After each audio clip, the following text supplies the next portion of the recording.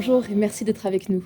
C'est un numéro d'Esprit Solidaire un petit peu spécial aujourd'hui, puisque je ne vous emmène pas en Afrique, en Asie ou en Amérique latine, mais je vous propose plutôt de rester dans le canton pour parler de la Fédération genevoise de coopération, la FGC qui finance les projets dont on parle tout au long de l'année dans cette émission. Je suis en compagnie de Catherine Schumperli, la secrétaire générale de la Fédération genevoise de coopération. Catherine, bonjour. Bonjour Lucie. Donc la FGC fête 60 ans. Vous avez organisé un week-end de festivités. Comment s'est passé cet anniversaire ? Cet anniversaire s'est très très bien passé. On avait 3 moments forts, une table ronde qui se voulait un moment réflexif pour penser et parler des enjeux de la coopération internationale. On a créé un forum des organisations. Il était important qu'elles puissent se présenter au public à travers différents stands et puis elles ont présenté des expositions. Et puis cette parade qu'on a voulu festive, parade de la solidarité qui a défilé dans les rues de Genève. Vous voulez porter quel message pour vos 60 ans ? La coopération au développement vit des heures difficiles. On en a beaucoup parlé, notamment avec le retrait de USAID, avec la diminution des fonds pour la coopération au développement. Mais pour nous, il était important de démontrer que nous sommes toujours là, toujours actifs, porteurs de nos projets et de nos valeurs. Et nous avons voulu le faire dans la joie et la bonne humeur et en couleur, malgré les difficultés du moment. Donc vous avez prévu un anniversaire haut en couleur. On regarde ça et on revient pour discuter de la suite. Avec plaisir. La FGC a organisé un ballet coloré sur la plaine de Plainpalais et au parc des Bastions pour ses 60 ans. Les danseurs ont fait virevolter leurs tenues de sacs plastiques pour dénoncer l'omniprésence de ce matériau et l'accumulation des déchets. Le tout orchestré par le chorégraphe Tidiane Ndiaye. Je suis un artiste engagé, je suis politique engagé. Du coup, je dis les choses, vraiment, je passe par la poésie, la poésie pour dire des choses qu'on n'a pas envie d'écouter, de voir et d'attendre. Et en général, ça marche bien. 60 ans d'engagement pour la solidarité et une démarche qui passe par la coopération entre le Nord et le Sud. Les projets financés par la FGC doivent répondre à des demandes et des besoins qui émanent des associations partenaires, comme Adisco, basé au Burundi. C'est un partenariat très important et très stratégique parce que la FGC ne nous impose pas, mais vient répondre à nos besoins, à la demande qui correspond aux besoins de la population que nous accompagnons dans des domaines clés, notamment de l'entrepreneuriat des jeunes pour la création de l'emploi. Il y a les projets en Afrique, en Asie et en Amérique latine, mais la FGC consacre aussi une part de son budget à l'information du public genevois, pour le sensibiliser sur les enjeux globaux et la coopération. La fédération est financée par les collectivités publiques, la confédération, le canton et 25 communes genevoises, dont la ville de Genève.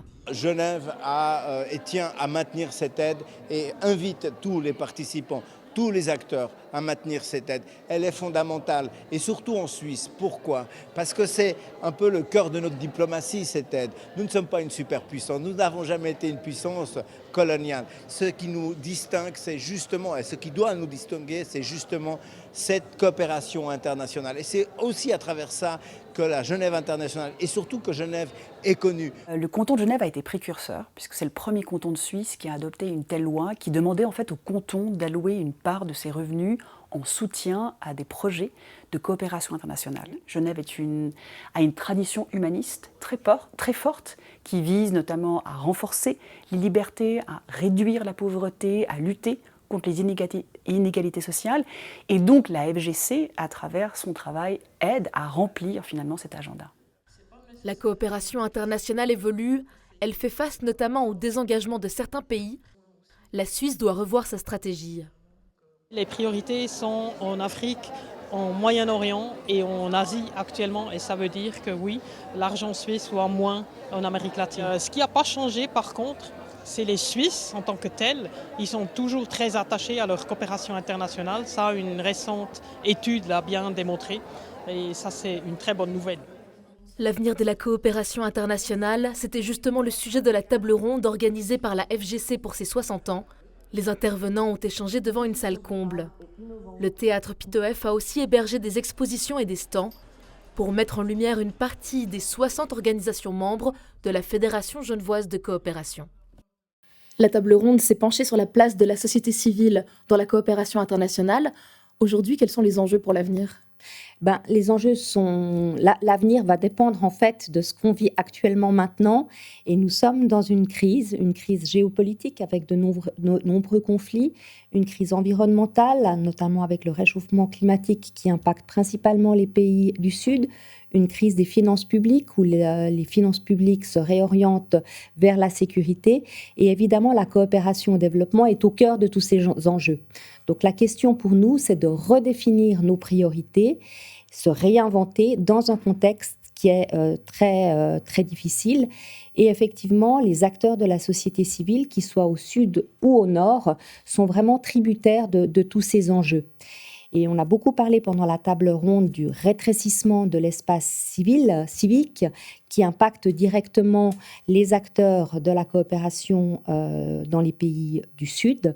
Ce sont les régimes autoritaires qui sont de plus en plus nombreux, qui en fait font reculer les valeurs desquelles nous sommes porteurs.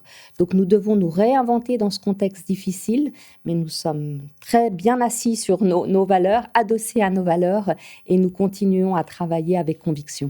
Ça fait beaucoup de défis. Comment est-ce que la FGC et ses organisations membres s'adaptent à cette nouvelle donne au fond ?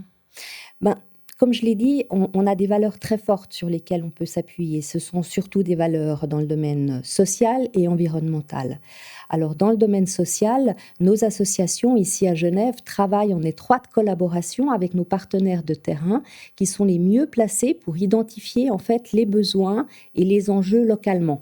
Donc, c'est de ce partenariat que naissent les projets. Et on a des projets dans le domaine de la santé, de l'éducation, dans le domaine de la création de revenus. Et puis, c'est ce partenariat qui permet de développer ces actions de terrain.